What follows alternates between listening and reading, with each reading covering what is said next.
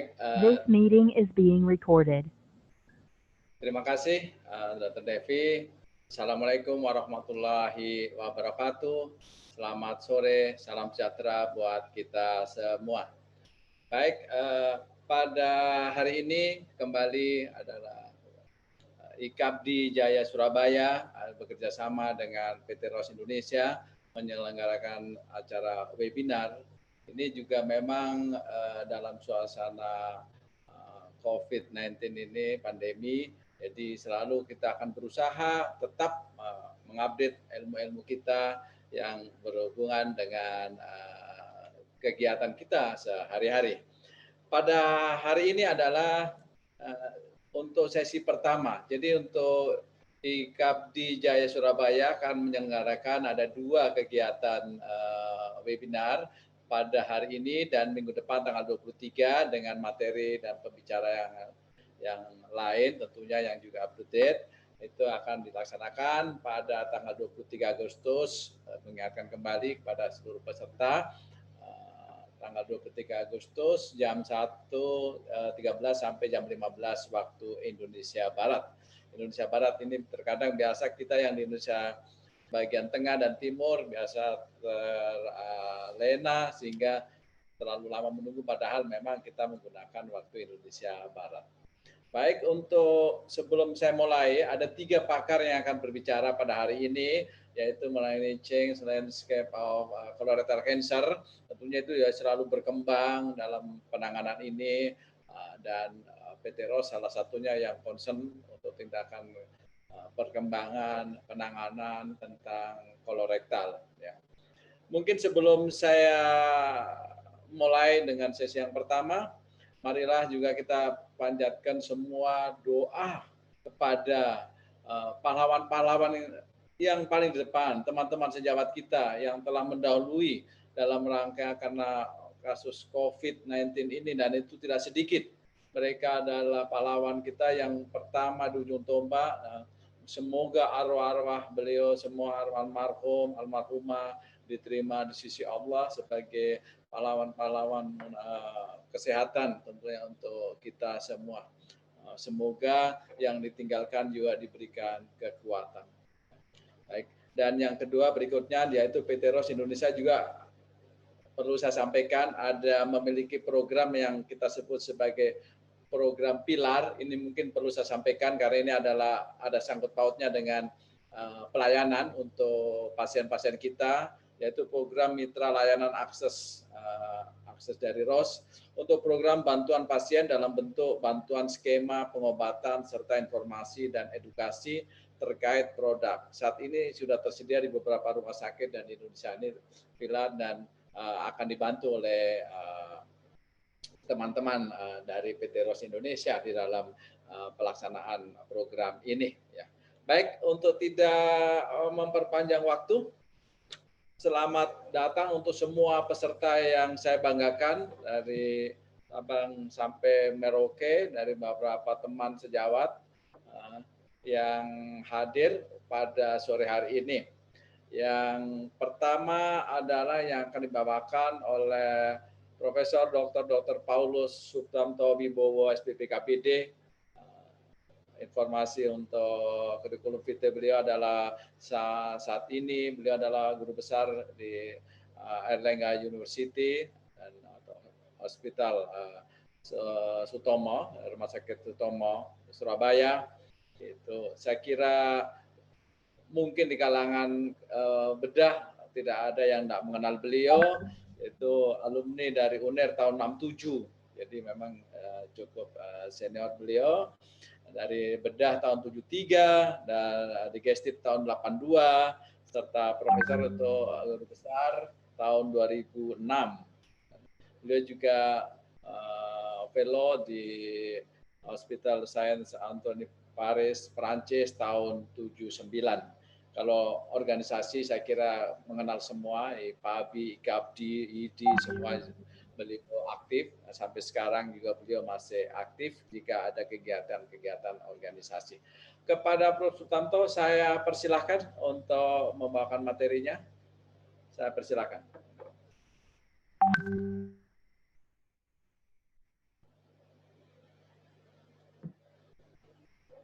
Salam sejahtera untuk semua. Pertama kali mungkin saya sampaikan untuk semua pemberitahuan, ini usul dari Profesor Abdus Syukur ya, seorang teman kita, Dr. Susanto, KBD juga, sudah digestif, saat ini dirawat di Rumah Sakit Siloam, Surabaya, karena COVID, dan kondisinya siang ini dikatakan memburuk, dan pada siang ini mungkin dipasang respirator. Mohon doa, sebentar aja, 5 detik, mulai sekarang ya, untuk semua kepercayaan masing-masing. Silakan mulai.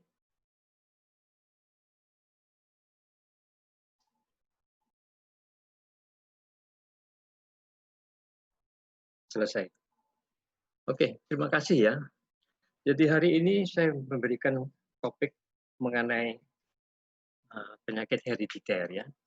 Saya lihat kasus ini banyak sekali sebetulnya, tapi kita mungkin kurang aware. Pernah dikumpulkan tapi nggak ngumpul-ngumpul terus terang ya. Jadi kalau kita lihat sekarang ini ya, ini buku yang bagus, mungkin bisa beli di Gramedia ya, gampang.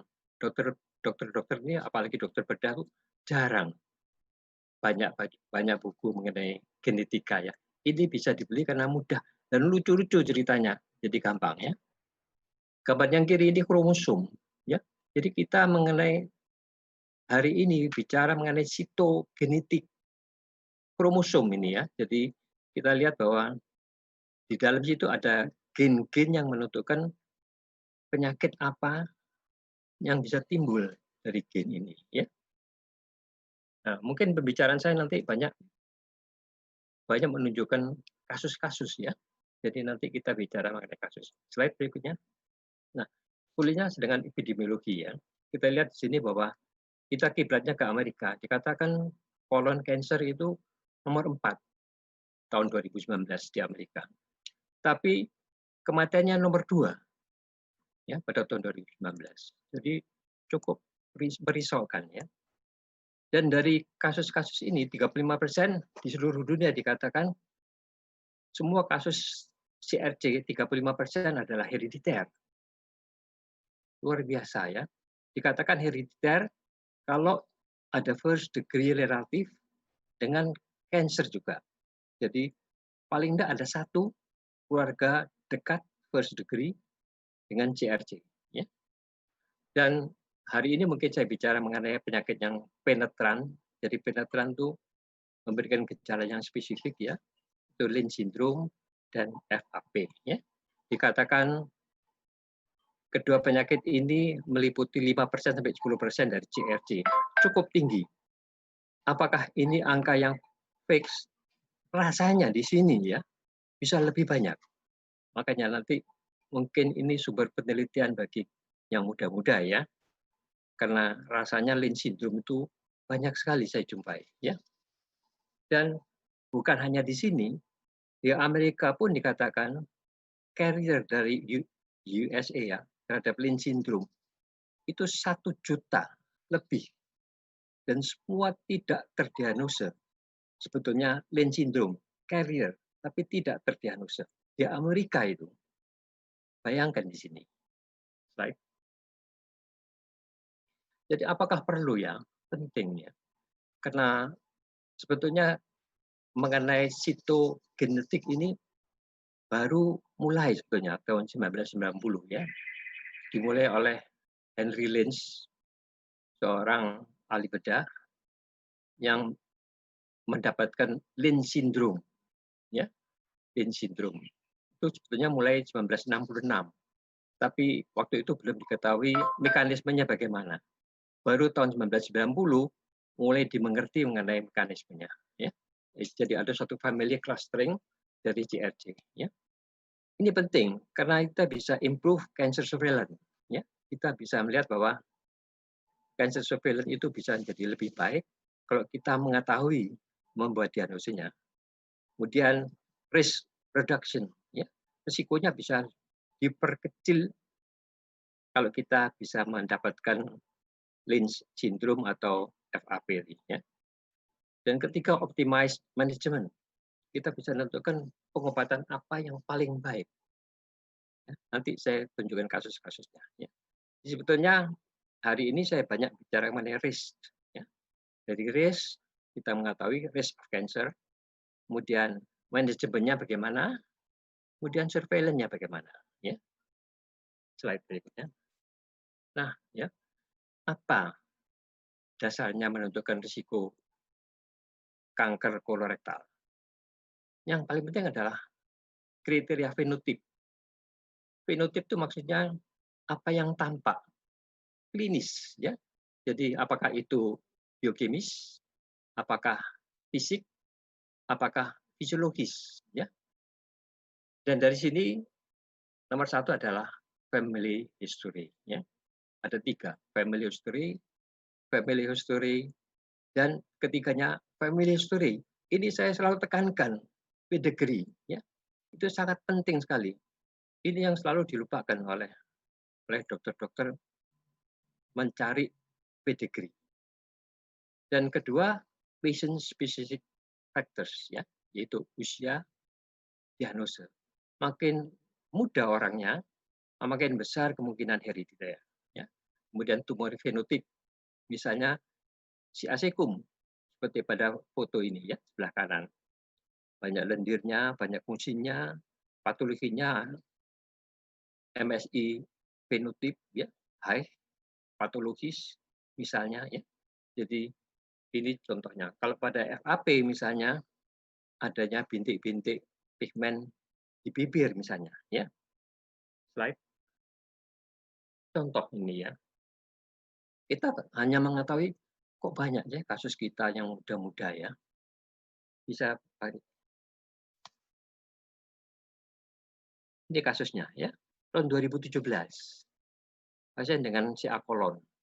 Ini wanita, ya. Ini wanita. Kemudian kalau kita lihat berikutnya,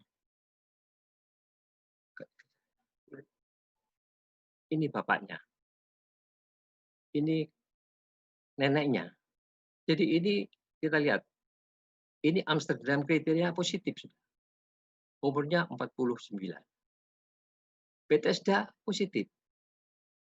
Bayangkan. Ini tahun kejadian 2017. Ini kira-kira kalau kita lihat, Amsterdam kriteria itu sangat spesifik, tapi tidak sensitif. Jadi untuk diagnosa agak sulit, ya. Tapi saya sudah mengatakan hati-hati dengan keluargamu. Perhatikan betul. Kasus ini, wanita ini, adiknya.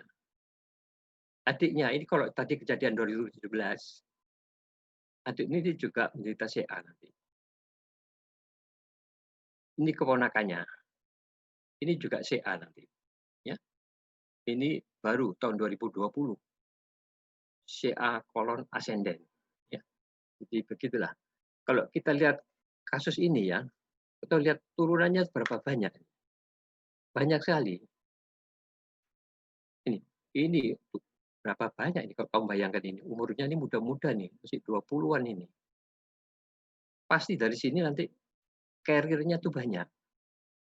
Nah, ini makanya kenapa kita kalau nggak aware di sini, ya, kasus kita muda-muda, tapi kita nggak tahu dia tuh punya sindrom apa itu nggak tahu kita.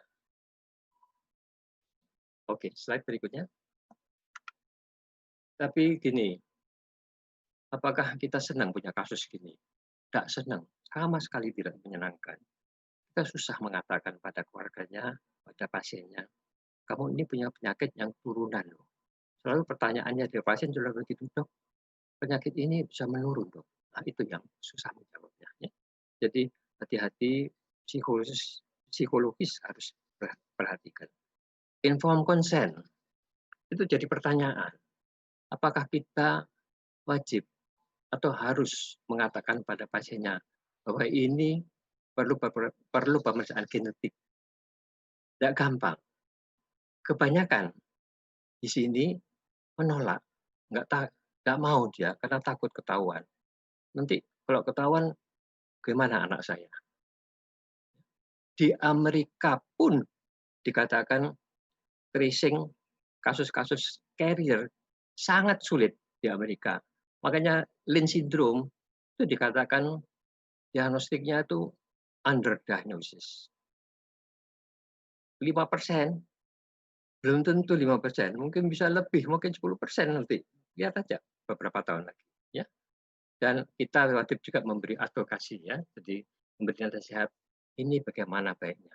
Itu tugas seorang dokter yang profesional, ya. Empati dan profesional. Slide. Kalau kita lihat karsiogenesisnya, ya, kolorektal karsinoma. Kita lihat kolorektal karsinoma. Ada dua macam, ya. Satunya yang disebut microsatellite instability (MSI) high itu hanya 15%. Kalau yang satunya chromosomal instability itu 85%, ya. Dari yang 15%, Lynch syndrome itu dikatakan 3%.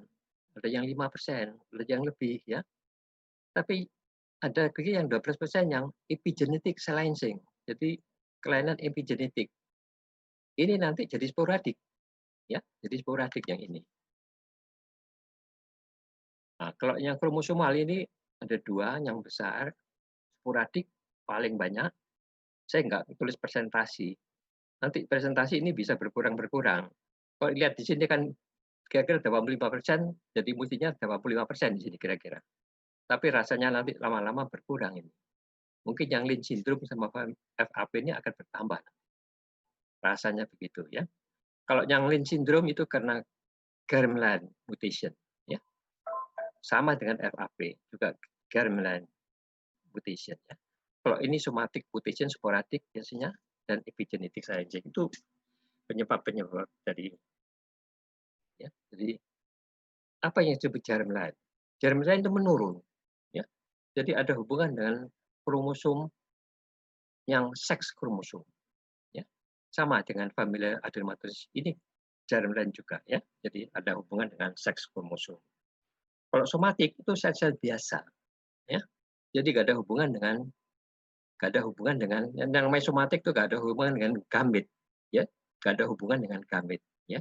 Jadi itu tok yang katakan somatik. Jadi di semua sel organ bisa, dari usus, dari otak, dari paru, tapi nggak ada hubungan dengan gamit, ya. Jadi dia tidak menurun, ya. Right? Sekarang saya mulai dengan FAP, ya, atau polyposis syndrome lah secara umum, ya. Jadi di sini ada beberapa penyakit, 5 yang besar, FAP, tapi ini kurang dari 1%, yang lainnya jauh lebih kecil. Kalau hamartomatous polip, mungkin kalau pernah melihat, syukur, ya. Makanya kalau ada kasus, perlu lihat kan bibirnya ini seperti begini, ya, pigmen-pigmen di bibirnya, ya. Menarik sekali ini, ya. Ini kelainan herediter juga, ya. Ini termasuk polyposis syndrome. Yang saya bicarakan sekarang adalah FAP yang atas ini, ya. Slide. Jadi FAP adalah suatu kelainan dari APC gene, ya. Satu gene yang disebut APC gene, ya. APC gene ini dikatakan high risk of malignancy. Mungkin 100%. Soalnya dikatakan polipnya berapa banyak? Dikatakan lebih dari 100. Di buku dikatakan 100. Tapi kalau kita lihat di sini, itu bisa ribuan polip daripada gambar ini, ya. Ribuan polip. Dan semua ini patologis. Nanti satu waktu mungkin akan pasti terjadi keganasan, ya. Jadi hampir dikatakan penetrans tinggi sekali, ya. Fenotip tinggi. Autosom dominan. Apa autosom itu? Autosom adalah kromosom yang normal. Jadi kalau kamu lihat kromosom itu pada manusia kan ada 46. 46 itu kan 22 yang pair itu autosom, ya. Yang kromosom yang terakhir adalah XX pada wanita atau XE pada laki-laki, ya. Tapi yang 22 itu yang disebut autosom, ya. Jadi ini hubungannya ke situ, ya. Jadi autosom 22 kromosom itu yang bisa menyebabkan suatu kelainan yang bersifat herediter nanti, ya, herediter. Early onset. Kenapa kok early onset? Karena mulai dari polip sampai terjadinya keganasan itu cepat sekali, ya, cepat sekali. Dan sampai 3 tahun rasanya, ya. Dan hati-hati adanya extracolonik malignancy, ya. Kita lihat mungkin terjadi di usus kecil, bisa juga di lambung, ya, polip-polip itu. Right? Mengenai Lynch syndrome ini penyakit yang cukup banyak. Sebenarnya saya lihat kasus di Indonesia itu banyak, tapi hampir tidak terdiagnosis, ya. Dikatakan the most common form of hereditary colon cancer, ya, 3-5%. Tapi hati-hati, 2% yang paling banyak endometrial atau line extracolonik, ya. Dikatakan penyakit ini juga sama, autosom dominan, ya. Dikatakan dominan tuh karena setiap kromosom itu mempunyai 2 alel, gennya itu mempunyai 2 alel, kromosomnya 2 alel, ya. Jadi kalau satu aja positif, itu sudah termasuk Lynch syndrome, satu yang positif. Tapi itu dominan, jadi pasti menurun pada bawahannya, vertikal transmisinya tuh ada, ya. Hampir selalu terjadi vertikal transmission, kena dominan.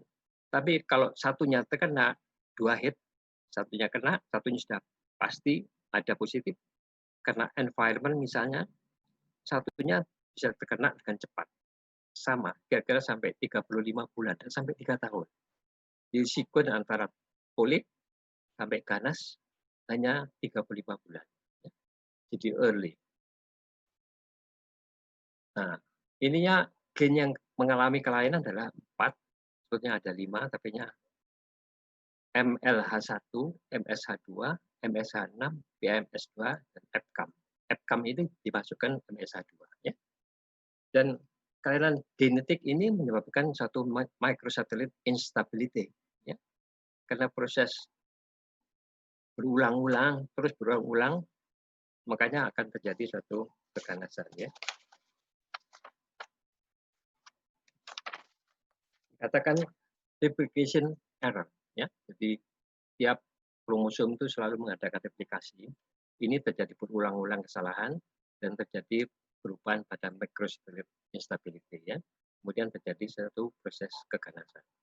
Ini Henry Lange gambarnya dia belakangan tahun 1966 yang menemukan Lynch syndrome.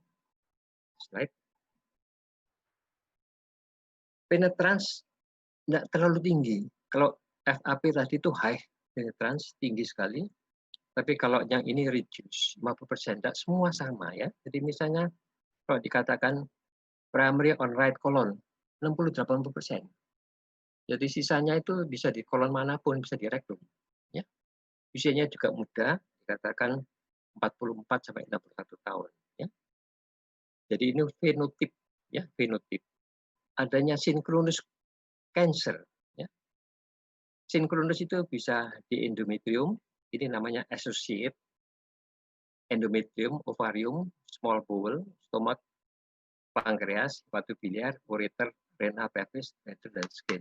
Jadi kalau ada pasien dengan CA kolon, CA rektum, itu kamu jangan lupa bahwa kemungkinan adanya associate.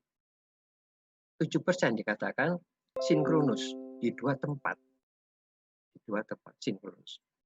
Atau metakronus dikatakan. Mungkin sekarang dioperasi CA kolonnya, nanti 16 tahun 10 tahun dikatakan 16% akan timbul di tempat lain atau di tempat yang sama atau di kolon yang lain, ya. 40% dalam 20 tahun akan terjadi suatu metakronus. Dan 62% pada 30 tahun. Jadi walaupun jadi operasi sekarang, orangnya tidak sampai sembuh, dia tetap harus di surveillance, ya. Mungkin 20 tahun timbul di tempat lain, ya. Nah, ini karena saya katakan tadi alelenya 2, diploid, maka better prognosis. Prognosisnya lebih baik, ya.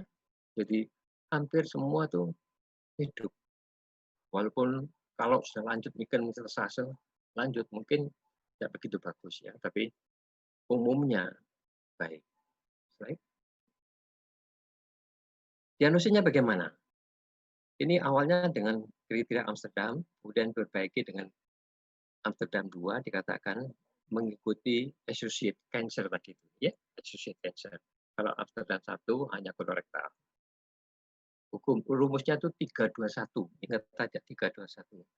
3 affected members dengan 1 first degree relative terhadap yang 2, ya. Jadi 3 orang. Yang 1 itu first degree. Jadi first degree itu anak, bapak, sama saudara kandung. Itu first degree, ya. Istri tidak masuk ya. Istri jangan masuk ke istri. 2 itu 2 or more successive generation. Jadi mbah, bapak, dan anak misalnya, ya. Itu 3 successive, ya. Itu 3 successive generation. Dan 1 didiagnosis sebelum berusia 50 tahun. Ya. Tapi hati-hati, FAP harus disingkirkan. Ini harus diperiksa seluruh kolon, kemungkinan poliposis. Nah, ini bukan termasuk Pain syndrome. Right? Ini contoh kejadian 2001. Ya. 2001. Yang ada panahnya ini kasusnya, ya. Yang hitam ini CA-nya, ya. Yang CA kolon.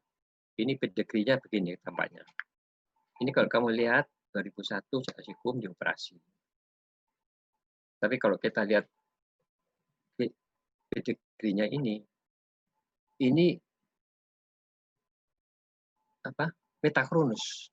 Si Asikum 1990, kemudian pada tahun 1998 Carekum. Ya. Tapi riwayat ibunya itu ada endometrial CA. Ya. Jadi ini Bethesda-nya positif. Bethesda sudah positif ini. Saya bilang hati-hati, Bethesda itu pemeriksaan Bethesda itu sensitifnya tidak begitu, tapi juga spesifik. Ya, hati-hati. Keluargamu harus hati-hati. Ini 2012, adik kandungnya menderita CA-Asikum juga. Pada tahun 2013, anaknya menderita CA kolon kiri tapinya, bukan kanan. Ya. Tapi karena sudah diberitahu, hati-hati keluargamu, mereka sangat concern, jadi selalu ada gejala berak darah, langsung ke dokter, periksa lengkap, endoskopi, ini ketemu, yang A ketemu, yang B juga ketemu, malah yang B ini masih sangat dini, masih berupa polit. Ya. Jadi ini ada metakronus, ya, metakronus. Ini keponakannya ya, jauh, ya, tapi ovarian CA-nya, jadi ini juga associate, termasuk associate. Ya. Menarik ini semua masih hidup ya orangnya, semua masih hidup sekarang. Izin lagi 5 menit, Bro. Oke, wah cepat ya. Ini Bethesda Guide. Yang penting pada Bethesda Guide ini adalah ini 5 syarat ini salah satu yang dipenuhi itu sudah termasuk positif, ya, tidak harus 5. Slide. Wah ini ceritanya banyak sebetulnya ya, tapi contohnya ini. Ini pasien dengan hanya 2. Jadi Amsterdam Bethesda-nya positif karena ini metakronus, metakronus ini ada metakronus CA-nya, jadi Bethesda. Ini langsung diperiksa MSI dan IHC positif. Ya. Jadi ini juga Lynch syndrome. Ya. Ini namanya universal screening. Right? Nah ini pasien itu kasusnya ya. Jadi kita lihat di sini bahwa ini MLH1 tumornya itu defek, tidak ada. Ya. Ini MSH2-nya positif, yang tidak ada warnanya ini positif. Jadi dia tuh defect loss of MLH1 gene. Ya. Jadi kasus ini hasil dari universal screening. Ya. Slide. Ini ada pemeriksaan yang disebut prediction model statistikal. Ini bagus sebetulnya untuk melihat carrier. Ya. Silakan dilihat di sini. Menarik sekali karena kamu tinggal mengisi. Kalau kamu buka ini dengan online ini langsung bisa menentukan. Ya. Tapi kamu tetap harus cari pedigree-nya. Ya. Right? Nah ini kasus yang pasiennya datang tahun 2009 ini. Bayangkan ini. Ini generasi keduanya ini 46% positif CA menurun. Jadi vertikal transmission-nya ya 46%. Kasus begini ini susah sekali ya, barangkali slide. Ini slide mungkin skemanya. Jadi kalau kita lihat di sini, kalau bagi dokter bedah, kalau mendapat kasus yang pertama dengan CA klon, tolong setelah dioperasi perlu diperiksa lebih lengkap. Apalagi kalau usianya di bawah 50 tahun. Ya. Jadi nomor satu dikirim bahannya jangan habis ya, langsung disimpan dalam formalin base dan secepatnya dikirim ke ahli patologi. Nanti hasilnya positif adenokarsinoma, langsung minta diperiksakan MSI, ya, MSI. MSI testing ini nggak mahal, 1.300.000 kira-kira. Tapi kalau MSI-nya positif, jadi ada MSI-nya, maka harus diteruskan dengan IHC testing ini, ya, IHC testing. Nah, cuma IHC testing ini tidak selalu semua positif, ya, harus diperiksa BRAF-nya, ya. Jadi loss of MLH1 itu tidak selalu positif lens, harus diperiksa BRAF-nya, ya. Ini skema ini bagus sekali, mungkin perlu dicatat, ya. Jadi nanti dari sini bisa ketahuan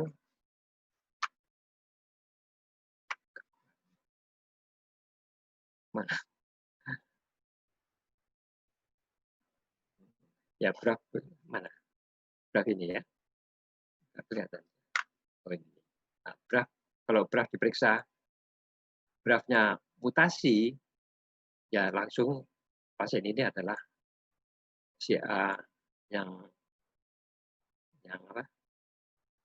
Yang CA yang biasa ya, CSC. Nah, kalau BRAF-nya juga harus diperiksa hipermetilasi. Ini ada 3 jalurnya ya.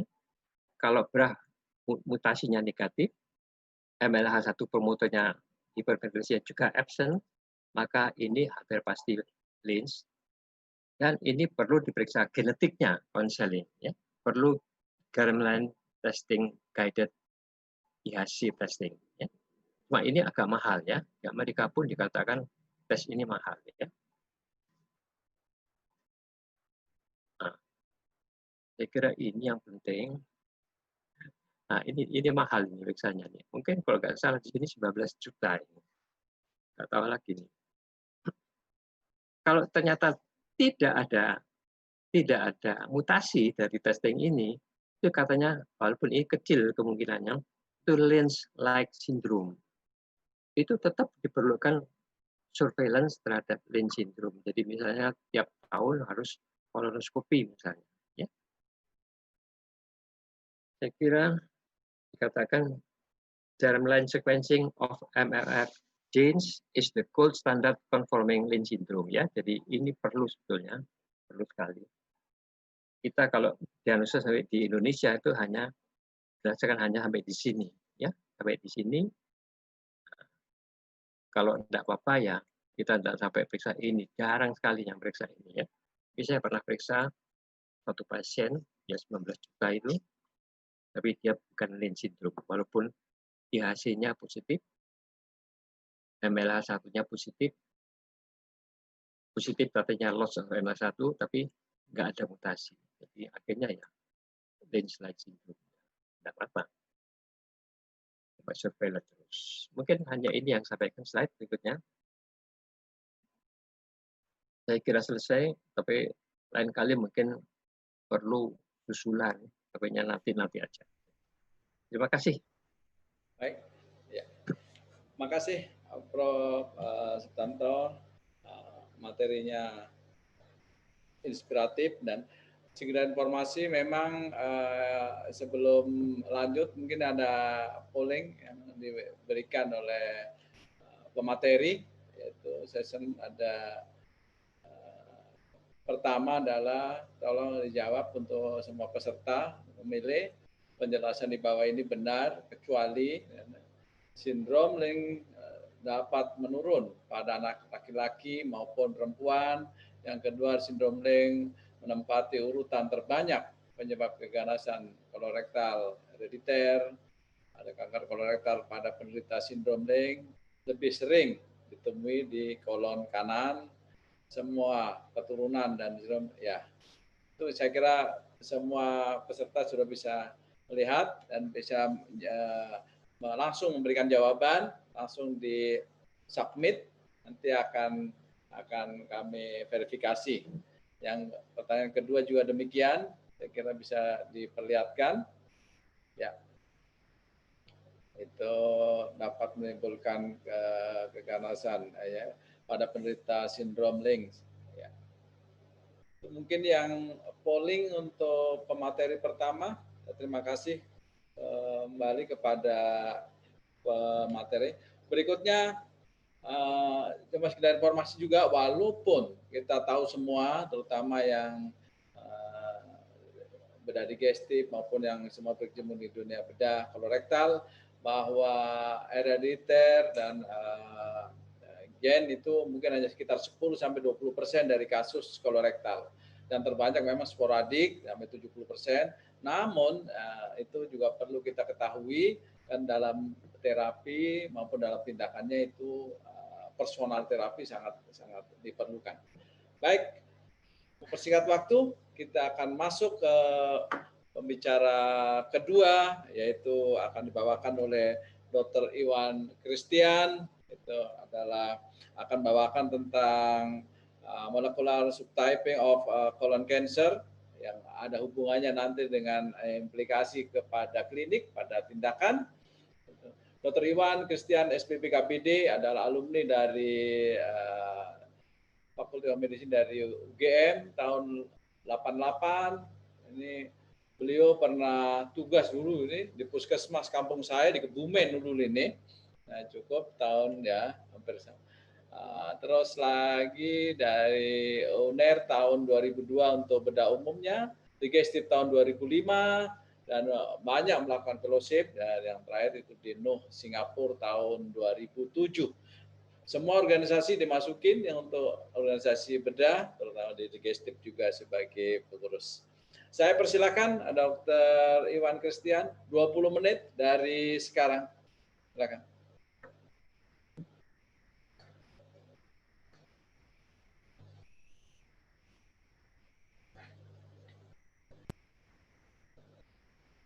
Menyaksikan acara webinar ini. Jadi saya kebagian topik yang agak sedikit volumenya mungkin perlu ya. Limet ya. Kemudian juga agak sedikit membingungkan, tapi rasanya perlulah kita mengerti sedikit tentang molecular subtyping.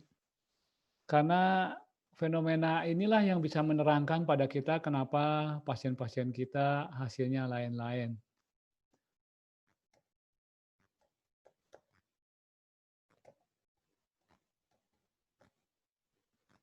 Bentar ya, mohon maaf ini hang punya saya ini. Jadi seperti kita ketahui, yang namanya molecular classification itu sebetulnya adalah kita melihat klasifikasi dari colon cancer misalnya, tapi apa yang kita lihat dengan mata kita, entah pada saat operasi maupun pada saat PA, itu tidak selalu sama dengan apa yang terjadi sesungguhnya. Jadi kita perlu melihat ada fenomena yang tidak terlihat yang namanya fenomena molekular atau namanya biological classification. Di mana molekul-molekul protein ini sebetulnya adalah ekspresi daripada kelainan-kelainan genetik. Jadi itu merupakan genetic signature dari tumor kolon itu sendiri. Dan ekspresi ini akan merefleksikan sifat-sifat dari tumor itu sendiri, menentukan prognosis dan juga mungkin terapi. Sehingga nanti di eranya katanya kita sekarang sedang personalized terapi, itu akan ada gunanya. Kita tahu bahwa colorectal cancer selama ini kita tahu bahwa dia itu datangnya dengan berbagai macam stage. Dan kita meyakini, mengaminilah semua orang di dunia ini bahwa prognosisnya tergantung stadiumnya. Namun demikian kita melihat di dalam satu stadium yang sama, kok ada berbagai macam respon terhadap terapi kita, misalnya operasi, stadium 1, Prognosisnya katanya baik, tapi beberapa juga berakhir dengan kematian yang sangat awal. Kadang-kadang kita ketemu dengan yang stadium 4 misalnya, tapi kok cukup panjang umurnya. Sehingga dari sana, dari pengalaman-pengalaman itulah kita tahu bahwa stadium bukan segalanya. Mungkin kita perlu mengerti lebih lanjut tentang sifat-sifat biologinya gitu loh, selain stadium. Oleh karena itu, kita sering melihat ini Obama dengan tiruannya, mungkin colon cancer seperti inilah. Mirip-mirip tapi nggak sama nih. Dan kita tahu bahwa di masa lalu untuk memprediksi sifat tumor kita memakai Jukes misalnya di tahun 60-an ya, yang sudah sekarang nggak pernah dipakai lagi stagingnya itu. Berubah dengan AJCC6 di tahun 2002 dan terakhir masih lagi lebih diperinci lagi karena kita tahu bahwa ini berbeda-beda sifatnya menjadi AJCC7 dan mungkin akan ada 8. Namun dari perjalanan ini kita tahu bahwa kita berusaha semakin memahami tumor kolon dan rektum, namun masih banyak misteri yang kita belum bisa ungkapkan. Sehingga dengan adanya proyek Human Genome, kita bisa lebih mengerti sifat dari colon cancer ini. Mulai pada tahun 90, ini terkenal sekali adenoma carcinoma sequence dari Vogelstein, yang menerangkan bahwa colon cancer kebanyakan berasal dari normal epithelium, kemudian mengalami gangguan pada kromosom, menjadi adenoma dan bisa menjadi karsinoma. Ini di era tahun 90-an ini. Dimulai di mana kita mulai mengerti tentang human genome dengan adanya proyek Genome Project, Human Genome Project itu. Namun demikian, sekarang setelah selesai Human Genome Project, kita tahu lebih banyak lagi. Dengan adanya gene sequencing, kita mengerti sekarang ada istilah namanya the cancer genome atlas. Jadi kanker-kanker atau tumor-tumor pada manusia itu dibikin atlas, dibikinkan kelompok-kelompok secara genomik gitu loh. Karena mereka bisa melihat, misalnya contoh MSI colorectal cancer cell yang contohnya tadi adalah Lynch, itu dia diploid misalnya kromosomnya. Sedangkan yang dari Chin atau dari kromosom instability, dia unuploady misalnya. Contohnya ini adalah hasil kerja dari gene sequencing. Jadi kita lebih bisa mengerti lagi bahwa colon cancer yang kita anggap sama, ternyata secara genetik tidak sama asal-usulnya. Sehingga dengan mulainya adanya The Cancer Genome Atlas inilah kita banyak berubah sejak tahun 2013.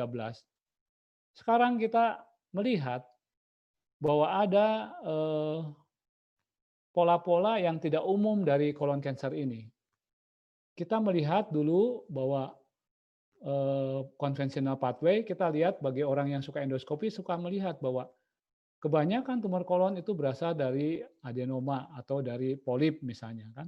Tapi kita tidak tahu polip mana yang bakal jadi kanker, mana yang tidak jadi kanker. Dan kebanyakan menurut Vogelstein itu adenoma kita bagi misalnya ada tubulophilus, filus dan sebagainya. Bagaimana dengan tumor-tumor seperti ini misalnya? Tumor-tumor yang notabene adalah tumor polip hiperplastik. Yang dulu kita anggap polip hiperplastik ini tidak punya potensi untuk menjadi ganas. Namun demikian ternyata belakangan kita tahu bahwa tumor-tumor yang polip-polip yang hiperplastik ini dan diberi nama lain dengan istilah serrated sessile adenoma itu punya potensi juga untuk menjadi tumor-tumor ganas, sehingga itu mematahkan teori lama yang berasal dari yang konvensional itu yang diterangkan oleh Vogelstein. Sejak itulah kita tahu banyak sekali penelitian-penelitian mencoba untuk mengklasifikasikan colon cancer ini berbagai macam subtype. Misalnya ada orang yang mencoba mengklasifikasikan MMR-nya yang profisien dengan defisien. Kemudian diturunkan lagi disertai dengan klasifikasi BRAF dan KRAS-nya mutan atau tidak mutan. Mereka mencoba mengklasifikasikan colon cancer tidak hanya berdasarkan stadiumnya, tapi berdasarkan MMR dan RAS dan BRAF mutan. Kemudian mereka mencoba untuk melihat kalau misalnya contoh misalnya familial nih, yang warna agak ini, bagaimana prognosisnya terhadap relapse free survival. Ternyata yang familial cukup baik misalnya ya, begini. Tapi kalau yang ada mutan, KRAS dan BRAF yang warna hijau dan merah ini, begitu ada BRAF dan KIRAS dan BRAF yang mutan, itu dia sifatnya buruk dia terhadap survival. Jadi mereka mulai mencoba kalau ada BRAF, ada MMR, profisien, bagaimana sifatnya. Sifatnya berbeda-beda walaupun tumornya mungkin stadiumnya sama. Ada juga orang yang mencoba untuk melihat dari misalnya dari segi molekulernya yang namanya CIMP. Mereka mendapatkan loh kalau CIMP yang high dan MSI high itu ternyata banyak di daerah kolon-kolon kanan misalnya. Sedangkan yang CIMP low dan MSI low atau stable itu banyak di kolon kiri. Ternyata dari segi sidedness saja molekulernya berbeda. Ada juga orang yang mencoba dengan melihat CIMP, MSI, MLH, dan BRAF di stretchin, menghubungkannya dengan prognosis. Misalnya yang kolon kanan ini selalu banyak mutasinya, CIMP high, BRAF mutasinya sering, itu dianggap sebagai tumor-tumor yang jelek dibanding dengan sisi kiri. Tapi apakah pasti demikian? Karena ini kan hanya sebagian saja yang diteliti. Belum ada yang lain-lain, misalnya DMMR tadi. Oleh karena itu pada tahun 2015, beberapa ahli genetik yang mengkhususkan diri pada colon cancer menggabungkan berbagai macam data di dunia itu, yang tadi ada penelitian, ada MMR, ada CIMP, ada MSI, ada BRAF, ada KIRAS, dicoba diekstrapolasi dengan memakai suatu sistem statistik, mencoba untuk mengklasifikasikan kolon-kolon cancer itu berdasarkan tadi, berdasarkan protein-protein yang dihasilkan atau genetik-genetik yang berubah di dalam kolon cancer itu.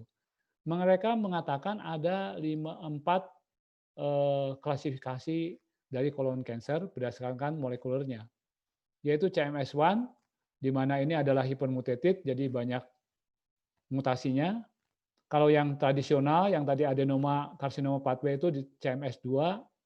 Kalau CMS3 itu dikatakan metabolik di antara 3, 2, dan 4. Dan 4 ini disebut mesenchymal. Walaupun demikian, masih terdapat ada 13% dari preparat kolon cancer itu yang tidak bisa dimasukkan ke dalam klasifikasi ini. Jadi dari sini kita tahu bahwa klasifikasi ini pun tidak sempurna sekali, gitu ya.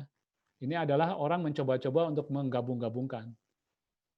Dan yang perlu kita ketahui dari klasifikasi ini, bahwa klasifikasi ini adalah berasal dari 6 cohort studies. Jadi ada 6 cohort studies dicoba diekstrapolasi, hanya 8% yang stadium 4, hanya 15% rectal cancer. Dan preparatnya berasal dari tumor-tumor primer ya. Sehingga kita harus hati-hati sekali menyikapi orang yang mengklasifikasikan ini.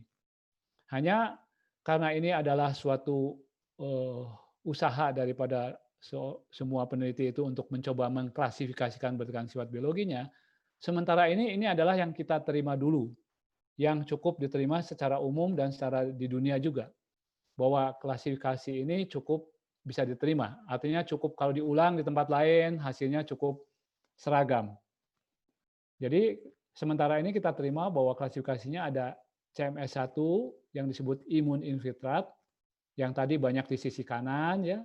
Dengan ciri khasnya adalah banyak disertai dengan sel-sel yang ada hubungannya dengan proses inflamasi seperti unnatural killer cell, kemudian ada juga T limfosit yang helper type dan sebagainya. Sedangkan yang tipe yang klasik adalah tumor-tumor yang berasal dari epitel dan dia kelainannya berasal dari pathway yang ini, WNT, MYC, dan JAK-STAT, itu mengalami seperti yang diterangkan oleh Vogelstein, jadi ada adenoma, jadi karsinoma sekuen, kelihatan sekali dia jalannya. Sedangkan tipe yang 3 disebut metabolik, karena pada pemeriksaan mereka itu, mereka banyak mendapatkan bahwa terjadinya kanker ini karena adalah disregulasi dari metabolisme di sel-sel tentang zat-zat ini, glutamin, glycerolphospholipid misalnya. Sedangkan CMS4 adalah tipe yang sangat lain sekali karena dia tidak dominan epitel. Justru dia dominannya adalah stromal cell, sehingga dia banyak teraktivasi oleh epitel menjadi mesenchymal. Jadi sifatnya agak berbeda dengan yang lain-lain yang dominan adalah epitel, ini dominan di mesenchyme. Jadi banyak stromal aktivasi dia. Dari sifatnya ini, mereka juga mencoba menggabungkan bahwa kebanyakan bahwa colon cancer itu kebanyakan dominannya di yang canonical atau traditional pathway tadi. Dan yang kedua adalah di CMS4 yang tipe mesenkimal.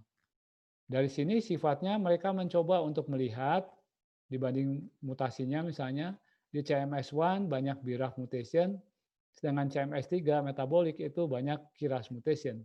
Sedangkan di CMS2 kanonik dan mesenkimal, walaupun ada tapi dia tidak dominan mutasinya. Bagaimana pelaksanaannya pada praktek kita sehari-hari? Mereka mendapatkan bahwa pada tumor-tumor yang stadium awal, CMS2 itu dominan. Kemudian urutannya CMS4. Dan CMS1 dan CMS3 itu agak jarang pada stadium 1 sampai 3. Tapi pada tumor-tumor yang stadium 4, kelihatan sekali bahwa CMS4 mendominasi. Sehingga dari sini kita tahu CMS4 itu prognosisnya sangat buruk. Dia banyak datang dalam keadaan yang late stage, lebih sering peritoneal metastasis, sehingga prognosisnya sangat buruk kalau CMS4. Bagaimana dengan posisinya di lokasi kolon misalnya? Kita selama ini kan banyak mengamini kalau kolon kanan tidak terlalu baik, kolon kiri cukup baik gitu. Ternyata kalau berdasarkan CMS, tidak harus demikian. Karena di kanan pun, walaupun CMS1 dominan misalnya, tapi CMS2 juga ada kan. Hanya memang CMS2 itu lebih banyak dominan di kiri. Dan yang menggembirakan pada kita adalah bahwa anggapan kita selama ini bahwa rektum itu prognosisnya lebih buruk daripada kolon, tapi ternyata secara genetik tidak demikian. Karena di rektum juga dominan dengan CMS2, di mana CMS2 ini prognosisnya paling baik. Jadi dengan adanya klasifikasi ini, kita harus juga berpikir bahwa tidak selalu bisa memilah kolon kanan dan kolon kiri itu dengan garis yang begitu tegas gitu ya. Sekarang ada garis abu-abunya. Walaupun di kiri, tapi kalau CMS-nya CMS4 atau CMS1 ya tetap prognosisnya buruk. Walaupun di kanan, kalau CMS-nya 2 ya tetap bisa baik. Jadi tidak selalu kolon kanan buruk daripada kolon kiri. Seperti yang kita banyak dengar belakangan ini. Bagaimana clinical implication-nya? Mereka mencoba melihat misalnya CMS1 dibanding 2, CMS4 karena dianggap paling buruk dibanding 1, dibanding 2, dibanding 3.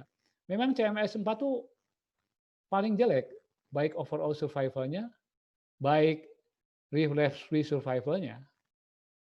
Dia paling jelek dibanding CMS2, 1, dan 3. Hanya ada satu fenomena yang aneh adalah bahwa CMS1 yang cukup baik relapse-free survival dan overall survival-nya, tapi kalau dia relapse, artinya setelah operasi dia kemudian recurrent, dia menjadi sangat buruk sifatnya. Jadi untuk CMS1 yang dominan di kanan, kadang-kadang kita ketemu misalnya operasinya bagus, tapi begitu dia metastasis, kita harus hati-hati karena dia mungkin kalau yang CMS1 dia menjadi sangat buruk dia, lebih buruk daripada CMS yang lainnya. Tapi yang konsisten adalah CMS2. CMS2 itu dari overall survival, relapse-free survival, baik survival setelah adanya recurrency, dia cukup baik dia dibanding yang lain-lainnya. Jadi memang CMS2 ini konsisten sifatnya itu, bahwa dia terbaik di antara segala kelas yang lain. Bagaimana pada stadium 4 misalnya? Ini menarik, stadium 4 diambil secara tidak langsung ekstrapolasi dari FIRE3 misalnya. FIRE3 terkenal sekali karena itu membandingkan cetuximab dengan bevacizumab secara head to head, tapi backbone-nya adalah irinotecan. Mereka konsisten juga mengatakan pada kita data-data mereka bahwa pembagian CMS1, 2, 3, dan 4 itu sama. Bahwa yang dominan adalah CMS2. Dan CMS2 banyakkan di kiri. Dengan CMS4 juga banyak di kiri. Tapi di sini kelihatan, begitu rasnya mutan, dominasi itu tidak ada. Jadi kalau di ras yang mutan, CMS1, CMS2, 3, dan 4 sama tersebar merata. Jadi kalau ras mutan itu memang mengacaukan segalanya datanya. Bagaimana dengan survival pada FIRE3 ini? Dari data-data ini baik progression free survival maupun overall survival, CMS2 memang selalu lebih baik dia. Dia tetap paling lama median free survival-nya, ini di PFS, ini di OS, dia terbaik dia. Dan CMS yang lain, di sini kelihatan CMS 1 di datanya Firetree itu buruk sekali dia. Menjadi sangat pendek dia survivalnya. Bagaimana kalau dihubungkan dengan RAS? Dihubungkan dengan RAS ternyata yang punya efek adalah mereka mencoba kalau yang RAS wild type diobati beva dengan cetuximab misalnya. Ternyata mereka mendapatkan yang ada gunanya hanya CMS 4. Jadi kalau yang CMS yang lain diobati beva maupun cetuximab tidak ada perbedaan baik progression free survival maupun overall survivalnya. Hanya CMS 4 yang ada bedanya. Itu menurut data mereka. Bagaimana kalau right dan left colon? Ternyata progression free survivalnya pada CA colon yang sisi kanan tidak ada bedanya. Mau diobati cetuximab, diobati bevacizumab, sama saja. Tapi kalau pada left colon, data mereka mendapatkan bahwa cetuximab ada gunanya pada tipe CMS 4, tidak pada CMS yang lain. Iwan, lagi 5 data menit. yang lain lagi. Kita coba, kalau tadi kan backbone-nya irinotecan kan gitu kan. Kita coba backbone-nya yang oxaliplatin deh, plus bevacizumab. Ini dari Australia ini. Mereka mendapatkan hasil yang hampir sama sebetulnya, bahwa CMS 2 adalah yang paling baik dia. Dan CMS 1 terburuk, tidak bagus CMS 1. Sedangkan 3 dan 4 ada di antara keduanya lah survivalnya. Kemudian apakah CMS ini bisa dipakai untuk pegangan untuk ngasih bevacizumab misalnya? Ketika tumor-tumor yang digolongkan menurut CMS itu diberikan bevacizumab plus oxaliplatin, hanya CMS 2 dan 3 yang memberikan kenaikan survival yang baik. Sedangkan CMS 1 dan CMS 4 tidak memberikan efek sama sekali. Jadi mungkin data-data inilah yang memberikan pengertian pada kita, pada praktek sehari-hari, kenapa kok kadang-kadang ada pasien yang mempan, ada yang tidak mempan. Karena memang sifat biologisnya tidak sama. Namun demikian, patut dicermati adalah beda studi, beda hasil. Ini yang menyulitkan kita. Misalnya di CALBG 8045, itu saingannya Firetree, di mana oxaliplatin base, mereka mengatakan hanya CMS 2 yang ada gunanya untuk cetuximab. Dan pada CMS 1, bevacizumab lebih baik daripada cetuximab. Sedangkan pada trial yang lain, mengatakan bahwa cetuximab nggak ada gunanya sama sekali pada CMS 1, bahkan menjadi lebih buruk. Jadi memang pada saat ini kita masih membingungkan lah CMS itu. Tidak konsisten hasilnya kalau dihubungkan dengan pengobatan, baik terhadap kemoterapi, maupun terhadap targeted terapi. Nah, mungkin ini yang sedang hot, nanti akan dibahas juga oleh Dr. Frans adalah tentang imunoterapi. Ternyata CMS ini juga yang 1, 2, 3, 4 bisa dibagi lagi atas dasar tadi imunostatusnya. Bahwa CMS 1 itu termasuk imun activated karena dia memang di sel-sel kankernya banyak diinfiltrasi oleh sel-sel yang ada hubungannya dengan imunitas, misalnya natural cell killer gitu ya. Dan CMS 4 adalah imunotoleran, walaupun dia banyak mengandung juga sel-sel imun, tapi sel imun yang tidak aktif untuk membantu imunitas pasien. Sedangkan imun ignoran adalah CMS 2 dan CMS 4. Sehingga berdasarkan CMS itu, berdasarkan status imunitasnya bisa dibagi dua. Ada tumor yang hot tumor, maksudnya ada gunanya lah. Kira-kira kalau dikasih imunoterapi, ada tumor-tumor yang tidak ada gunanya sama sekali dikasih dengan imunoterapi. Nah, itu akan menjadi bahan penelitian kita lebih lanjut. Sebagai summary dari saya bahwa colorectal cancer itu memang kelihatannya sama, tapi sebetulnya dia sangat heterogen sekali. Dan klasifikasi dengan yang baru ini, CMS namanya itu, secara prognostik artinya menentukan survival tanpa adanya terapi, itu dia konsisten dia. CMS 2 baik. Kalau ada orang CMS 2 itu selalu survivalnya lebih tinggi daripada CMS 1 dan 4.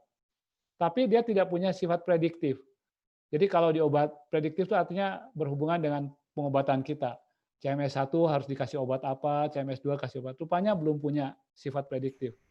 Jadi CMS ini masih butuh waktu panjang untuk dipelajari, tapi paling tidak kita ahli-ahli bedah juga mulai mengerti lah bahwa apa yang tidak terlihat itu mempengaruhi prognosis pasien dan mempengaruhi perjalanan klinisnya, sehingga kita kadang-kadang bisa mengerti kenapa pasien-pasien ada yang berakhir buruk dan ada yang berakhir baik. Sekian, terima kasih semuanya. Terima kasih Dr. Iwan Terima kasih. tentang molecular subtyping. Inilah mungkin yang membedakan penanganan pada colon cancer dengan beberapa jenis penyakit.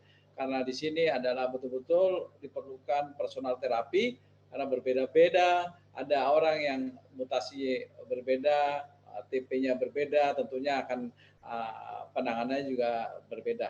Ini mungkin seni daripada penanganan di colorectal cancer betul-betul harus personal terapi.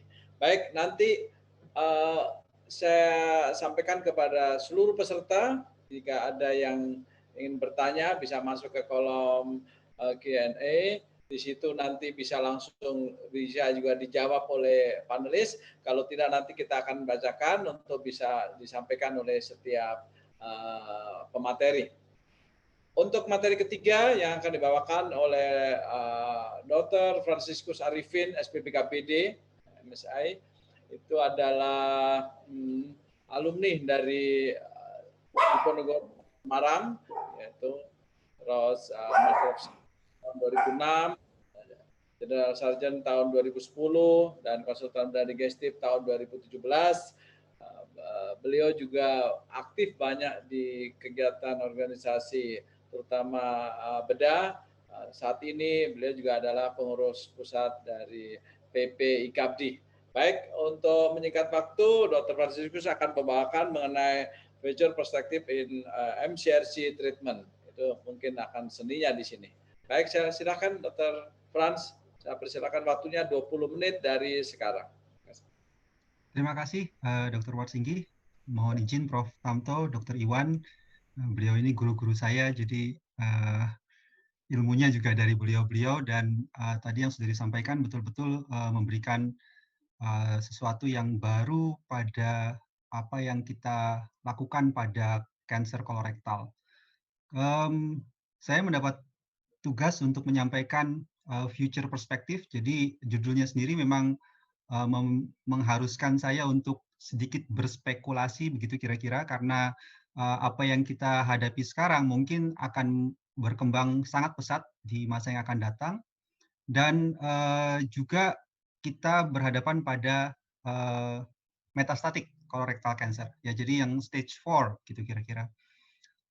Sebagai surgeon kita sering menghadapi stage 4, kasus-kasus stage 4, dan kemudian ya seringkali kita mengatakan bahwa ya sudah, kita tidak melakukan apa-apa gitu ya, atau kita akan melakukan best supportive treatment gitu kalau sudah stage 4.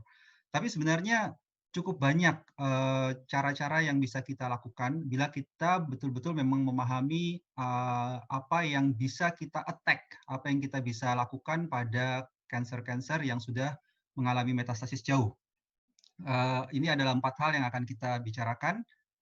Jadi patogenesis, kapan metastasis terjadi, kemudian peran dari mikrobioma dan biomarker, dan masa depan dari treatment untuk MCRC yang berfokus pada personalized medicine yang seperti yang disampaikan Dr. Iwan tadi. Jadi MCRC adalah suatu systemic disease. Itu kita pahami karena memang tidak lagi kita bisa melakukan intervensi lokal, kita tidak bisa lagi melakukan reseksi, tapi harus diingat bahwa meskipun dia sistemik, kalau kita bisa mengendalikan komponen sistemiknya, maka kita bisa melakukan reseksi. Ya, jadi sebagai surgeon kita tidak berhenti pada tahap di mana kita ganti front hanya pada terapi sistemik, tetapi bila suatu titik tumor ini endpoint-nya adalah shrinkage dari tumor atau kendali dari metastatik, maka primary tumornya bisa kita attack. Nah, ini yang menarik sekali karena ternyata bahwa dalam sebagian besar penelitian, bila kita bisa melakukan kendali dari proses metastasis jauhnya, kita punya peluang untuk melakukan reseksi. Ya, dan dengan prognosis yang lebih baik tentunya dibandingkan tanpa mengendalikan systemic disease-nya. Suatu metastasis itu adalah suatu perubahan yang bertahap. Jadi bukan suatu perubahan suatu garis tegas begitu yang mengatakan bahwa ini metastasis dan ini tidak, begitu tidak. Jadi ini adalah suatu proses. Tumor itu perlahan-lahan akan menyebar.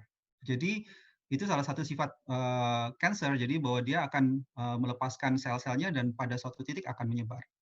Dan kita memiliki dua jenis metastasis yang sering kita hadapi, yaitu peritoneal metastasis dan organ metastasis. Kedua-duanya memiliki perbedaan dalam patofisiologi.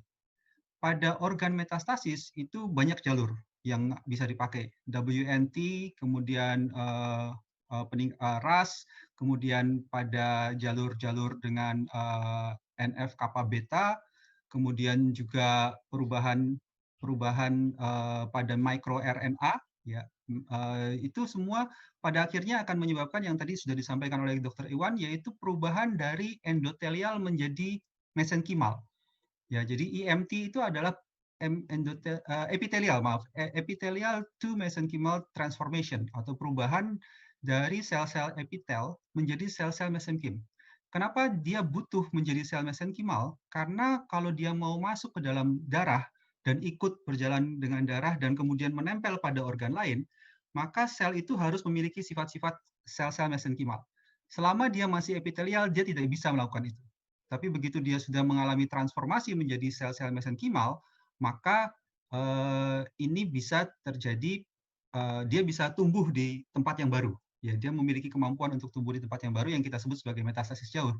Dan EMT ini terjadi memang tadi sudah disampaikan Dr. Iwan, itu pada tipe-tipe CMS yang CMS4 yang paling sering. Ya, jadi patogenesis ini ternyata juga berhubungan dengan sifat-sifat yang kita hadapi pada molecular subtyping tadi yang disampaikan Dr. Iwan. Nah, bagaimana dengan peritoneal metastasis? Ternyata bahwa peritoneal metastasis itu tidak melewati model yang sama dengan organ metastasis. Ya, jadi kalau pada peritoneal metastasis kita berhadapan dengan pelepasan dari sel tumor, tetapi kemudian didorong adanya perubahan dari molekul-molekul lokal dan VEGF. Jadi VEGF itu mendorong proliferasi dan pembentukan metastasis yang menempel, jadi yang per kontinuitatum atau kontak. Nah, di sini dia tidak memerlukan perubahan dari dari epitelial ke mesenkimal. Jadi perubahan itu kedua tipe metastasis ini itu memiliki patogenesis yang berbeda. Nah, bagaimana keadaan sekarang? Kalau kita melakukan treatment untuk MCRC, maka kita, maaf, saya coba untuk, enggak bisa, sebentar. Ya, maka kita biasanya mempertimbangkan 4 faktor, yaitu performance status dari pasiennya, apakah pasiennya fit atau tidak, kemudian apa tujuan kita, ya tujuan kita tadi misalnya kita betul-betul hanya melakukan kontrol sistemik, atau kita mau mencoba untuk melakukan shrinkage, ya cytoreduction, artinya kita menurunkan dulu load tumornya dan mengecilkan tumornya sehingga kita bisa reseksi, kemudian kita memperhatikan karakteristik molekulernya, dan tentunya adalah patient preference. Jadi di sini kita lihat bahwa pada akhirnya kita memang harus mengikuti apa yang juga diharapkan oleh pasien. Ya, kalau pasiennya mampu mengikuti terapi yang intensif, ya kita bisa mengejar dengan terapi intensif. Tapi sebaliknya, kalau tidak, kita tidak melakukan itu. Nah, ini adalah gambaran tentang bagaimana pemberian sistemik terapi, ya. Jadi sistemik terapi itu kemoterapi dan mungkin juga sekarang targeting terapi dan imunoterapi itu memperpanjang survival pada MCRC, ya. Jadi dengan treatment yang sekarang established, yaitu mulai tahun 2014, maka pasien yang sudah mengalami metastasis dari colorectal cancer itu sebenarnya overall survival-nya bisa lebih dari 2 tahun, jadi hampir 3 tahun, ya. Jadi 30 bulan lebih. Nah, ini yang perlu kita ingat. Jadi kita tidak lagi berpikir bahwa kalau sudah metastasis kolorektal kita ya mungkin sebagai surgeon kita bilang mungkin ini lost case, begitu tidak. Tetapi justru pada saat itu kita mulai berpikir bagaimana mengendalikan tumor ini sehingga survival-nya dalam jangka panjang itu bisa lebih baik. Saya akan masuk pada bagian yang kedua. Kapan metastasis terjadi? Ya, ternyata bahwa ini penelitian tahun 2019 yang dipublikasikan 2019, ternyata bahwa dengan menggunakan model perkembangan tumor dan perhitungan statistik, framework statistik, itu 81% tumor kolon itu sudah mengalami metastasis pada ukuran yang secara klinis tidak bisa dilihat. Jadi kurang dari 0,01 cm itu artinya belum kelihatan. Ya, tumor ini mungkin masih mikroskopik sekali, tetapi dia sudah mengalami metastasis. Nah, ini yang harusnya merubah paradigma kita bahwa sebenarnya metastasis itu bukan karena kita menyebutnya sebagai stadium 4 gitu ya. Itu adalah bagian akhir dari perjalanan keganasan kolorektal. Kenyataannya tidak demikian. Kenyataannya pada ukuran tumor yang sangat kecil itu sudah terjadi metastasis ya berdasarkan model ini. Jadi model ini mencoba untuk melihat bagaimana perubahan genetik dari tumor itu dirunut mundur. Jadi dibuat setelah kita lihat metastasisnya, baru kita runut bagaimana perbedaannya dengan primary tumor, dan itu bisa dihitung waktunya. Nah, bagaimana kita bisa mengenali pada pasien yang tumornya juga belum kelihatan, kira-kira begitu.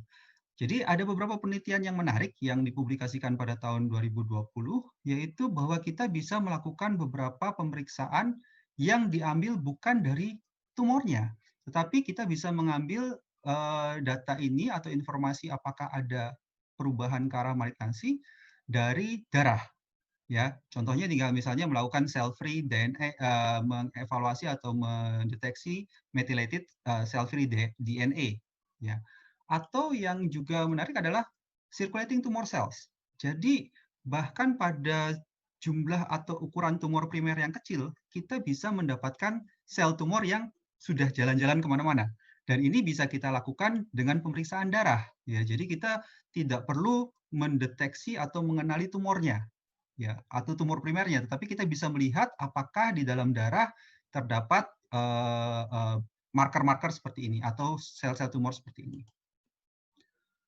Bisakah kita memprediksikan metastasis? Ternyata pada sebuah review yang dilakukan sebagai umbrella study, jadi umbrella study itu adalah review yang mereview meta-analisis gitu ya. Jadi beberapa meta-analisis dikumpulkan jadi satu, kemudian direview, maka hanya satu faktor risiko yang memprediksikan metastasis. Ya, ini pada kasus-kasus yang sudah ketemu ada tumornya, sudah direseksi tumornya, yaitu adanya invasi vaskuler ya pada metastasis lymph node, jadi ada N pada T1. Ya, pada pathological T1 hanya satu ini saja yang secara statistik bermakna untuk memprediksikan adanya metastasis. Jadi secara klinis sebenarnya kita ketinggalan jauh karena kita hanya punya satu faktor prediktor untuk secara klinis patologis untuk memprediksikan metastasis. Nah, beberapa cara yang baru itu juga misalnya seperti imaging itu bisa kita lakukan untuk mengenali metastasis dengan lebih cepat atau lebih dini. Misalnya kalau kita lazim mengenali pemeriksaan PET scan dengan menggunakan FDG, maka ada beberapa bahan lain yang bisa digunakan yaitu FLT dan F-MISO yang kemudian memiliki sensitivitas lebih tinggi daripada penggunaan FDG. Atau pada tumor primer kita bisa memeriksa dengan MRI, yaitu kita bisa mengukur apparent diffusion coefficient (ADC). Ya, ini ternyata bisa dilihat dari grafik yang ada di sebelah kanan ini, bahwa pada advanced tumor di mana sudah terjadi node atau distant metastasis, maka ADC-nya akan lebih rendah dibandingkan dengan early tumor. Jadi dalam hal ini kita bisa memprediksikan bahkan sebelum kita mengenali adanya clinical metastasis. Jadi metastasis secara klinis. Pada sebuah studi pada tahun 2019 yang menggunakan next gen sequencing, tadi sudah disampaikan Dr. Iwan bahwa kita bisa melakukan whole genome sequencing dalam waktu pendek, maka beberapa gen itu dikenali sebagai prediktor terjadinya metastasis. Jadi artinya adalah bahwa tumor primer yang kita lakukan evaluasi whole genome sequence dengan next generation sequencing, itu kita kenali beberapa DNA-nya dan kita bisa menghitung berapa persen kemungkinan tumor ini mengalami metastasis dengan skor tertentu. Ya. Mungkin bisa di-share dulu pollingnya. Mohon dijawab. Jadi satu pertanyaan saja.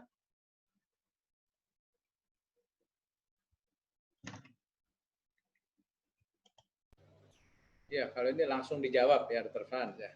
Silakan. Iya, langsung.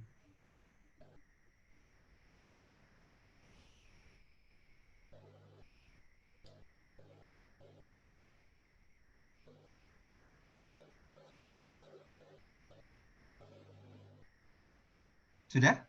Kalau sudah, saya lanjutkan. Atau hasil pollingnya mau ditayangkan dulu? Oke, ya baik. Ya, menarik bahwa sebagian besar mempertimbangkan juga berbagai macam status yang nanti akan kita bahas pada segmen berikutnya pada presentasi ini. Ya, saya lanjutkan. Jadi kita sekarang berhadapan pada era yang lebih baru, di mana kita bisa melakukan pemeriksaan-pemeriksaan molekuler dengan lebih cepat dan lebih teliti. Dan dengan demikian maka kita bisa membuka wawasan atau membuka view kita terhadap hal-hal yang sebelumnya kita tidak pikirkan sebagai sesuatu yang berpengaruh. Ya, sebagai contoh adalah satu saja yang saya angkat, yaitu mikrobioma usus. Ya, ternyata bahwa adanya gut microbiota, jadi mikrobiota kuman-kuman yang di dalam usus itu sangat mempengaruhi bagaimana usus kita atau sistem kekebalan atau imunitas dari usus kita. Jadi adanya kuman di sana itu bisa melakukan imunomodulasi sehingga sel-sel tumor yang sebelumnya atau yang calon sel tumor itu tidak mengalami proliferasi. Tetapi sebaliknya, beberapa jenis mikrobiota seperti Fusobacterium nucleatum itu kemudian justru malah merangsang terjadinya inflamasi yang pada akhirnya membantu terjadinya proliferasi dari sel-sel epitel. Ya, jadi ada banyak penelitian yang menunjukkan bahwa mikrobioma yang ada, ini saya tunjukkan salah satu penelitiannya, yaitu bahwa pada pasien-pasien yang tanpa tumor, ya ini bisa dilihat yang B, ya itu jumlah relatif dari Fusobacterium nucleatumnya itu rendah. Tetapi begitu pasien itu mengembangkan suatu tumor, kita bisa melihat bahwa populasi dari Fusobacterium nucleatum itu meningkat. Ya, jadi dua hal yang terjadi pada keganasan yang bisa kita lihat pada penelitian-penelitian yang terbaru adalah bahwa sel-sel jumlah mikrobiota dalam usus itu berubah, ya, baik jenisnya yang kita ukur dengan alpha diversity maupun kita juga melihat jumlahnya, ya. Jadi taxonomic classification-nya akan berubah sesuai dengan ada atau tidak adanya keganasan di dalam usus. Ya. Nah, kemudian juga ada beberapa biomarker yang baru, ya, seperti ncRNA, ya, itu isinya adalah non-coding, maksudnya NC itu non-coding, seperti microRNA dan sebagainya. Bisa dilihat pada yang sebelah kanan, yang paling kanan ini, yang menggunakan jalur TGF beta. Ya. Pada jalur TGF beta, ya, 4 macam RNA, mikroRNA ini, ya, itu mendorong atau menunjukkan peluang metastasis yang lebih besar. Ya. Jadi hal-hal seperti ini itu menggelitik, ya, bahwa kita mungkin perlu mengukur beberapa macam biomarker termasuk ncRNA ini untuk memprediksikan adanya metastasis. Demikian juga naturally occurring peptide, ya, NOP di urin. Ini ternyata memiliki sensitivitas dan spesifisitas yang cukup besar untuk mendeteksi adanya keganasan metastasis pada hepar. Jadi bahkan sebelum secara klinis gambaran metastasis itu kelihatan, kita bisa memeriksa urin untuk mengukur NOP ini. Bagaimana masa depan pengobatan dari MCRC. Ya, tentunya bahwa kita memahami ini merupakan suatu bidang yang mengarah pada suatu personalized medicine, karena tadi sudah disampaikan oleh Prof. Sutamto dan Dr. Iwan bahwa every patient and every tumor is different. Ya, dan apa yang membedakan itulah yang membuat kita harus menyesuaikan terapi kita dengan pasien dan tumornya. Ya, kira-kira begitu. Ada beberapa perubahan yang bisa kita attack saat ini, ya, yaitu mutasi-mutasi yang disampaikan di sini. Ada 4 macam, yaitu mutasi dari KRAS, mutasi dari BRAF, mutasi dari MSI, dan mutasi dari HER2. Ya, saya akan masuk pada masing-masing mutasi ini. Untuk KRAS, ya, untuk KRAS, mutasi ini paling sering terjadi pada kodon 12 dan 13 di ekson 2, ya. Dan ternyata bahwa dengan adanya mutasi dari KRAS dan NRAS, maka EGFR tidak bermanfaat, ya. Jadi ini tadi sudah disampaikan oleh Dr. Iwan bahwa pemberian EGFR itu tidak ada gunanya pada kasus-kasus dengan KRAS mutation. Ya. Ini Codebreak 100, salah satu penelitian yang baru, tetapi ini bukan yang EGFR, ya. Ini khusus memblok KRAS G12C, ya. Jadi dia mengeblok atau menghambat KRAS gene-nya, ya, dengan berikatan dengan pada waktu dia GDP inaktif, ya.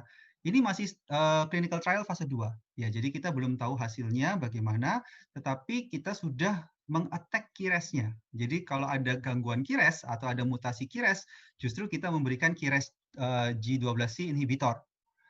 Kemudian BRAF. BRAF ini juga suatu mutasi yang merupakan suatu prognostic marker, ya. Yang paling banyak adalah yang V600, ya, mutasi dari BRAF V600. Sementara yang non V600 itu relatif lebih jarang dan better prognosis, ya. Jadi ada 8-12% MCRC patient dengan mutasi BRAF V600E. Nah, ini salah satu studi yang kita masih ongoing, ya, jadi masih ongoing, jadi Beacon Study, ya, di mana endpoint-nya adalah kita memberikan terapi encorafenib, binimetinib, dan cetuximab sebagai standar, ya, dan kita mengukur overall survival dan median overall survival. Jadi salah satu grafiknya kita lihat bahwa dengan kontrol itu lebih buruk survivalnya ketimbang kalau kita melakukan blocking attack pada BRAF, ya. Jadi kita menghandle adanya mutasi dari BRAF, ya. Kemudian race tadi ini adalah untuk BRAF yang mutan, ya. Jadi bisa dilihat bahwa pemberian ramucimumab untuk pasien dengan ditambahkan dengan backbone FOLFIRI, ya, irinotecan, itu ternyata memperpanjang survival, ya. Tapi ini stage 3, ya. Jadi ini uji coba fase 3, klinis fase 3. Bagaimana dengan HER2? Nah, HER2 kita bicara banyak di breast, tetapi ternyata bahwa sekitar 7% dari CRC itu memiliki perubahan HER2 amplification atau HER2 mutation. Jadi ada 2 macam kelainan pada HER2, yaitu dia bisa amplifikasi atau mutasi, ya. Nah, alterasi ini bisa kita attack. Jadi kita bisa memberikan obat-obatan yang sudah lazim dipakai pada breast cancer seperti trastuzumab, ya, tetapi digunakan hanya pada pasien-pasien dengan MCRC, ya. Ini beberapa uji, ya. Izin Dr. Ya, 5 Dok. menit. Ya, baik, Dok, terima kasih. Jadi ini adalah apa yang kita hadapi, apa yang kita miliki sekarang. Jadi beberapa yang dilaporkan pada pertemuan ESMO yang baru saja pada bulan Juli 2010, ya, hasilnya bagus, yaitu bahwa response rate-nya lumayan lah, 30% ada response rate, meskipun jumlah pasiennya masih kecil-kecil dari jumlah ini, karena memang hanya sekitar 3% ya sampai 7% yang mengalami HER2 mutation. tapi kita memberikan obat-obatan anti HER2. Ya. Tadi sudah banyak dibahas tentang MSI, ya. Ternyata bahwa MSI ini merupakan good prognostic factor pada early stage, tetapi pada advanced stage itu double. Ada penelitian yang menunjukkan bahwa dia bagus kalau ada MSI-nya, MSI high-nya bagus prognosisnya, tapi ada yang mengatakan bahwa nggak ada pengaruhnya.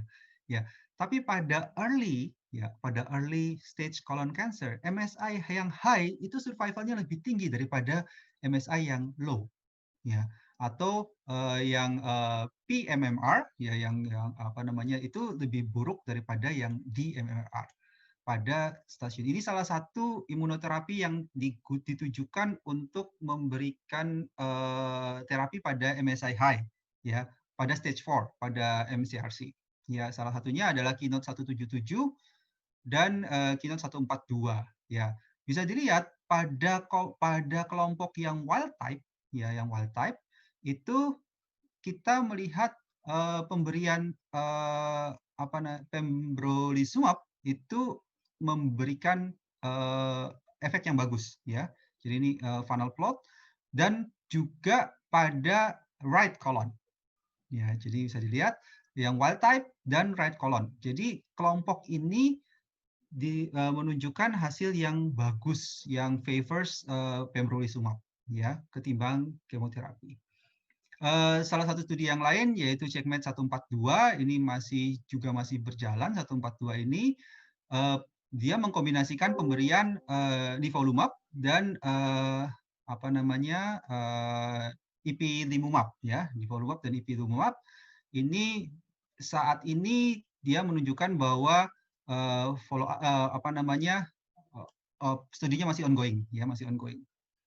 Nah, ini yang menarik. Jadi ini berita yang saya cuplik dari site-nya FDA pada bulan Juni 2020, 29 Juni, FDA itu meng-approve penggunaan pembrolizumab, ya, sebagai first line treatment dan single treatment without chemotherapy untuk MSI high. Ya, itu menunjukkan bahwa karena studi yang dilakukan di Keynote 177 itu menunjukkan bahwa efeknya sangat bagus, ya. Pemanjangan survivalnya bisa 2 kali lipat dengan efek samping yang tolerable dibandingkan kalau kita memberikan kemoterapi. Jadi in the future, ya, di masa yang akan datang, mungkin imunoterapi not as an adjunct to chemotherapy.